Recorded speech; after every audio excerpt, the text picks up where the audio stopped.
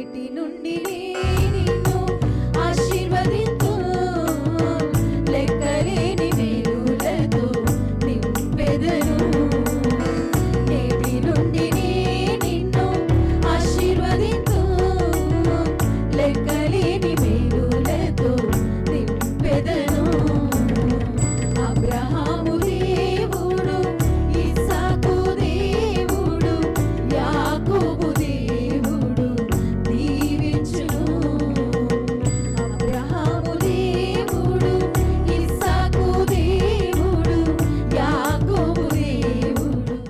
బంగారు పండ్లు అనేటువంటి అనుదిన వర్తమాన కార్యక్రమం చూస్తున్న మీ అందరికీ ప్రభువైన యేసుక్రీస్తు వారి శ్రేష్టమైన నామంలో వందనాలు శుభములు తెలియచేసుకుంటూ ఉన్నాను. మనం ఈరోజు ధ్యానము చేయబోతున్నటువంటి అంశము మత్తయి సువార్త 10వ అధ్యాయము 29 నుంచి 32 వరకు ఉన్న అంశాన్ని ధ్యానం చేయబోతూ ఉన్నాం. 2 పిచ్చుకలు కాసుకు అమ్మబడును కదా, అయినను మీ తండ్రి సెలవు లేక వాటిలో ఒక్కటైనను నేలను పడదు. మీ తల వెంట్రుకలన్నీ లెక్కింపబడి ఉన్నవి గనుక మీరు భయపడకుడి, మీరు అనేకమైన పిచ్చుకల కంటే శ్రేష్ఠులు. మీరు భయపడొద్దు అనే అంశాన్ని మనం ధ్యానం చేస్తున్నాం. మీరు భయపడొద్దు అని ప్రభువు చెప్తూనే ఎందుకు భయపడొద్దో చెప్తున్నారు ఆయన. 2 పిచ్చుకలు ఒక కాసుకి అమ్మబడతాయి కదా, కానీ తండ్రి సెలవు లేకుండా వాటిలో ఒక్కటైనా కూడా నేలను పడదు. అంటే పిచ్చుకలు చాలా అల్పమైన జీవులు, చాలా చీప్గా దొరికేటువంటి జీవులు. అసలు వాటిని ఎవరు లక్ష్య పెట్టరు, అసలు అవి ఉన్నాయన్న సంగతే ఎవరికి అక్కడికి రాదు. అసలు వాటిని ఎవరు గ్రహించరు, గమనించరు, పట్టించుకోరు. అటువంటివి అందరి ద్వారా నిర్లక్ష్యము చేయబడి ఎవ్వరు కూడా దాన్ని కనీసం కూడా పట్టించుకోలేనటువంటి అటువంటి ఒక చిన్న జీవి, ఒక అల్పమైనటువంటి ఒక పక్షి, అది కూడా దేవుని యొక్క సెలవు లేకుండా చనిపోవడం కానీ పుట్టడం కానీ జరగదట. అటువంటిది మీరెందుకు భయపడుతున్నారు? మీరు అటువంటి అనేకమైన పిచ్చుకల కంటే మీరు చాలా శ్రేష్టమైన వారు కదా. మీ తల వెంట్రుకలన్నీ కూడా లెక్కించాను నేను. మీ తల వెంట్రుకలలో ఒక్క వెంట్రుక కూడా నా సెలవు లేకుండా రాలదు అని ప్రభువు చెప్తూ ఉన్నారు. చూసారా, మనలో చాలామందికి చాలా రకాలైనటువంటి భయములు. నేను ఎందుకు పనికిరాను, అసలు నన్ను ఎవ్వరూ పట్టించుకోరు, నన్నెవ్వరూ అసలు నేను ఉన్నాననే సంగతి అసలు ఎవరికి పట్టదు, ఇక్కడ నేను చాలా అల్పమైన వాడను, నాకు సంపాదన లేదు కదా, నాకు ఎవరు తల్లిదండ్రులు లేరు కదా, లేకపోతే నాకు ఉద్యోగం లేదు కదా, లేకపోతే నేను ఈ ఇంట్లో అసలు నన్ను ఎవ్వరు కూడా అసలు పట్టించుకోరు కదా, నేనేదో రిటైర్ అయిపోయి ఖాళీగా ఇంట్లో ఒక మూలనున్న వాడిని కదా, మూలనున్న దానను కదా, అసలు నన్ను ఎవరు పట్టించుకుంటారు, నా పరిస్థితి ఏంటో అనేటువంటి భయాలు చాలామంది జీవితాలలో ఈ దినాలలో ఉంటూ ఉంటాయి. అటువంటి సందర్భంలో ప్రభువు ఈరోజు ఏమని మాట్లాడుతున్నారంటే, చిన్న పిచ్చుకను నేను లక్ష్యం చేస్తాను, అసలు అవి ఎవరు కూడా లక్ష్యం చేయరు, చాలా అల్పమైనటువంటి జీవి అది. దాని బరువు 20 గ్రాములు ఉంటుందంట. అది మహా అయితే 3 సంవత్సరాలు దాని లైఫ్ స్పాన్.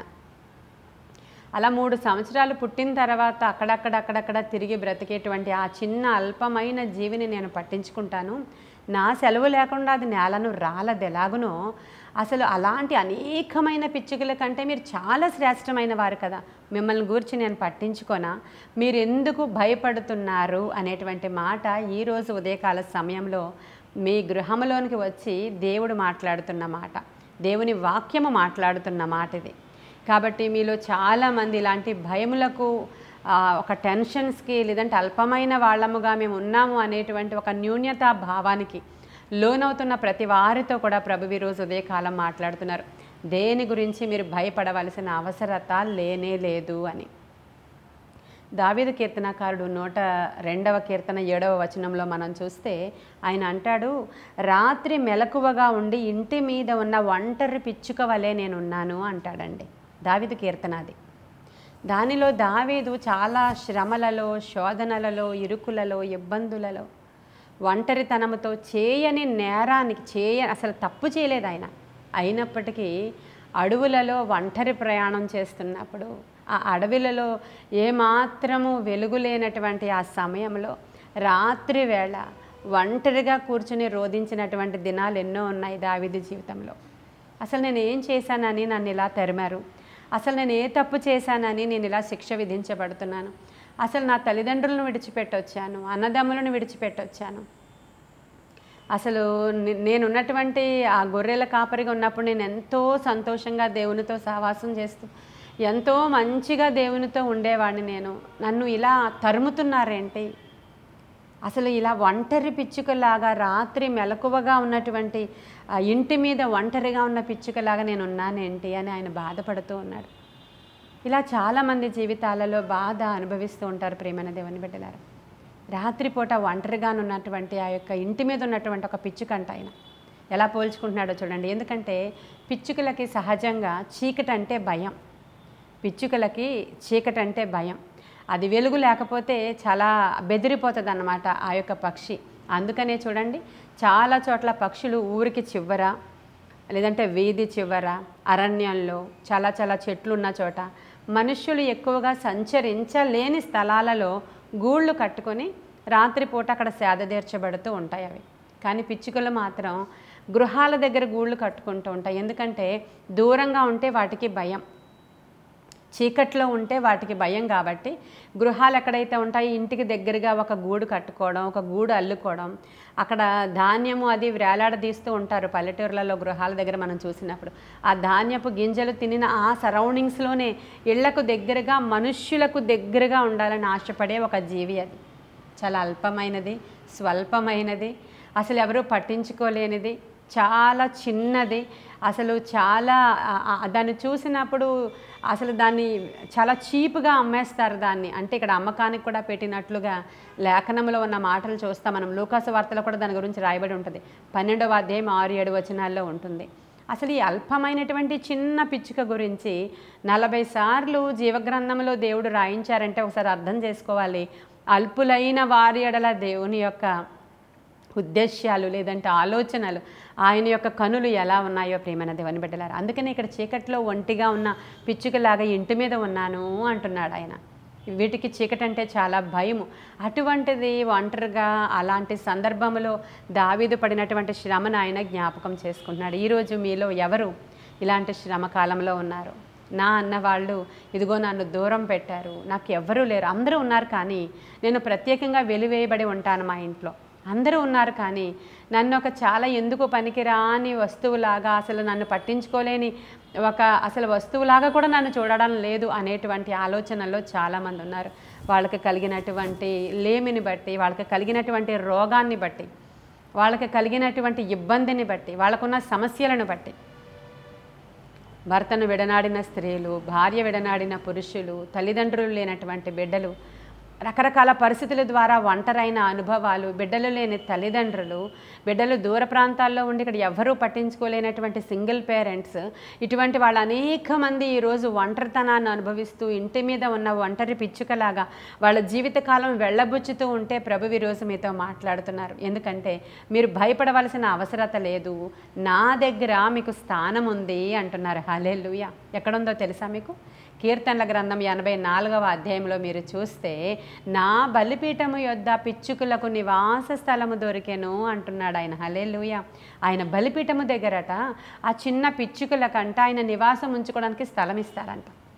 అర్థమవుతుందా? ఈ కీర్తన 84 కీర్తన రాసిన వాళ్ళు కోరహ కుమారులండి.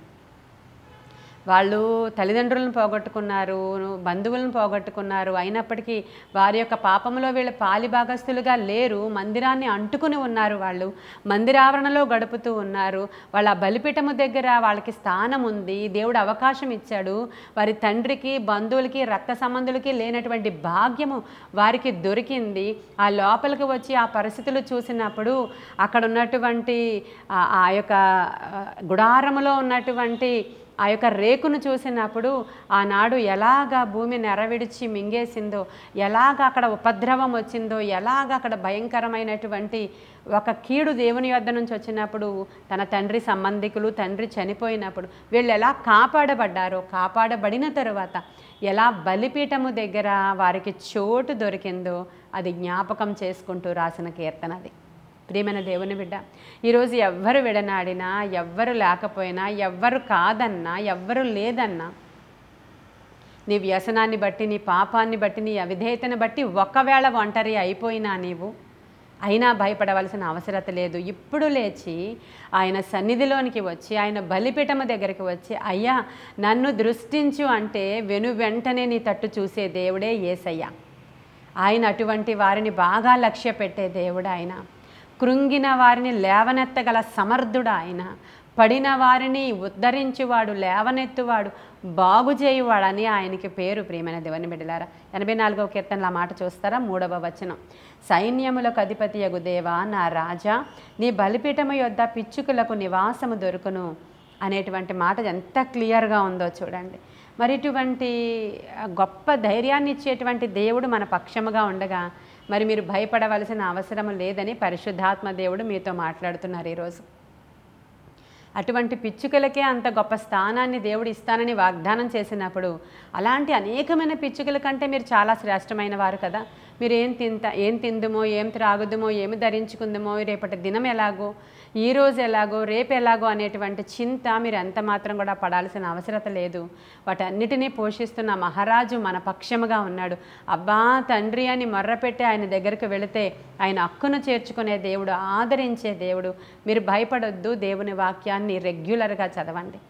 ఒకవేళ మీరు చదువు రాని వాళ్ళైతే కేవలము మోకరించి స్తుతించండి, ప్రార్థించండి. మొదటిగా మీలో ఏ పాపము లేకుండా చూసుకోండి. పశ్చాత్తాప హృదయం కావాలి మీలో. దేవుని దగ్గరకు వచ్చి పశ్చాత్తాపడి ఆయన కాళ్ళ మీద పడి వేడుకుంటే ఆయన గొప్ప కార్యాలు చేస్తానని వాగ్దానం చేస్తున్నాడు. ఈ పిచ్చుకల గురించి మీరు ఆలోచిస్తే 1958వ సంవత్సరంలో చైనాలో అనేకమైన పిచ్చుకలను చంపేశారు. ఎందుకు చంపేశారంటే ఇవి పంట మీదకు వచ్చి నాశనం చేస్తున్నాయి అనేటువంటి నెపముతో ఆ యొక్క రిపోర్ట్స్ అలా వెళ్ళాయి ఈ గవర్నమెంట్కి. అప్పుడు గవర్నమెంట్ ఏమన్నారంటే నిజంగా పంట అంత లాస్ రావడానికి కారణం పిచ్చుకలైతే వాటిని చంపేయండి అన్నారు. ఆ పిచ్చుకలని తరిమి తరిమి తరిమి తరిమి ఆ దేశంలో లేకుండా చంపేసినప్పుడు ఒక 5 సంవత్సరాల తరువాత పిచ్చుకలు లేని కారణంగా పిచ్చుకల యొక్క ప్రధాన ఆహారము మిడతలు, పురుగుల్ని తింటాయి. అవి ప్రధాన ఆహారం. అవి మిగతా ఇళ్ల దగ్గర ఉన్నటువంటివి యొక్క గింజలు, ధాన్యము అటువంటివి తింటూ ఉంటాయి. కాబట్టి ఈ ఆహారాన్ని అంటే ఆ పురుగులను తినక, మిడతలను తినక నిజంగానే పంట లాస్ అయ్యింది.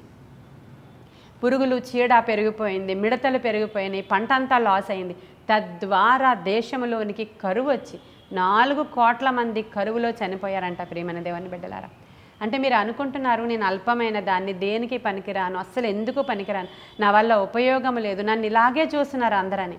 కానీ ఆ పిచ్చుక వల్ల ఎలాంటి ఉపయోగం ఉందో, నిన్ను సృష్టించిన సృష్టికర్త నిన్ను సృష్టించేటప్పుడు కూడా నీ పక్షముగా ఒక ఉద్దేశ్యము కలిగే నిన్ను సృష్టించాడు. ఈరోజు నువ్వు అడగాలి, అయ్యా నేను అల్పమైన దాన్ని, ఏ యోగ్యత లేదు, అసలు నాకు ఏ అర్హత లేదు, నాకు ఏ విధమైనటువంటి అసలు ఎటువైపు నుంచి ఏ సోర్స్ ఆఫ్ ఇన్కమ్ లేదు, లేదంటే ఎలాంటి సహాయము లేదు, ఎలాంటి ఆధిక్యత లేదు, నన్ను కూడా నీవు వాడుకుంటావని రోజు దైవజనులు చెప్తున్నారు. కాబట్టి నా పక్షముగా నీ ఉద్దేశం ఏమై ఉందో అది నెరవేర్చమని మీరు అడగాలి. రోజు గొప్పగా వాడుకుంటాడండి ఆయన. నీవు కూర్చొని మొర్ర పెడితే చాలు గొప్ప కార్యాలు చేస్తాడు. నిన్ను పోషిస్తాడు ఆయన. నీవు లేకపోతే అవ్వదు అనేటట్లు చేస్తాడు ఆయన. ఆ తర్వాత పిచ్చుకలను తెచ్చుకోవడానికి వాళ్ళు ఎంతో కష్టపడ్డారు. ఎక్కడెక్కడి నుంచో ఫ్లైట్లలో పిచ్చుకలు తెచ్చుకోవాల్సిన అవసరత వాళ్ళకి ఎలాగనొచ్చిందో ఇది చరిత్ర. కాబట్టి ఇలాగే ఈరోజు దానితో మనల్ని దేవుడు పోల్చాడు గనుక పిచ్చుక గురించి మనం మాట్లాడుకుంటున్నాం. కాబట్టి గొప్ప కార్యాలు చేసేటువంటి దేవుడు మన పక్షముగా ఉన్నాడు. ఈరోజు మీరు భయపడొద్దు. భయపడకుండా మీరు ధైర్యంగా ఉండండి. భయపడడం అనేది దేవుని బిడ్డల యొక్క లక్షణం కాదు. ప్రార్థించండి. మీరు ప్రార్థిస్తూ ఉండగా గొప్ప ధైర్యపరచు ఆత్మ మీ మీదకి దిగి వస్తుంది. ఆయన గొప్ప కార్యాలు చేస్తాడు. నిలకడ కలిగి ఉండండి. ఊరకనే నిలవబడి చూడండి అంటాడు మోషే. కాబట్టి ఇలాంటి గొప్ప కార్యాలు దేవుడు మన పక్షముగా చేయడానికి అవసరమైన కృప పరిశుద్ధాత్మ దేవుని సహాయంతో మనకి కలుగునుగాక. ఈ వాక్యము వినిన మీరందరూ ఆదరించబడాలని, ధైర్యపరచబడాలని ఈ కొన్ని మాటలు దేవుడు మన వెనుకడిలో దీవించునుగాక. ఆమేన్. ప్రార్థన చేసుకుందాం. మహాపరిశుద్ధుడైన తండ్రి, మహోన్నతుడైన దేవ, నీకు వందనాలు, స్తోత్రాలు ప్రభువ. సర్వాంతర్యామి నీకు వందనాలు. సర్వశరీరులకు దేవుడా నీకు వందనాలు ప్రభువ. ధైర్యపరచు ఆత్మ ఇప్పుడే వినిన బిడ్డల మీదకి కృమ్మరించమని వేడుకుంటున్నాను. నాయన వినిన వారందరూ ఆదరించబడ్డానికి, ధైర్యము తెచ్చుకోవడానికి, ఓదార్పు నొందడానికి, బలపరచబడ్డానికి అవసరమైన కృపాధన్యత బిడ్డలకు దయచేయమని నజరేయుడైన యేసయ్య శ్రేష్ఠ నామంలో ఈ ప్రార్థన మీ సన్నిధికి చేర్చుకుని జవాబు దయచేయమని, వాక్యము ఫలింపచేయమని యేసయ్య నామంలో అడుగుచున్నాము తండ్రి. ఆమేన్, ఆమేన్, ఆమేన్. God bless you.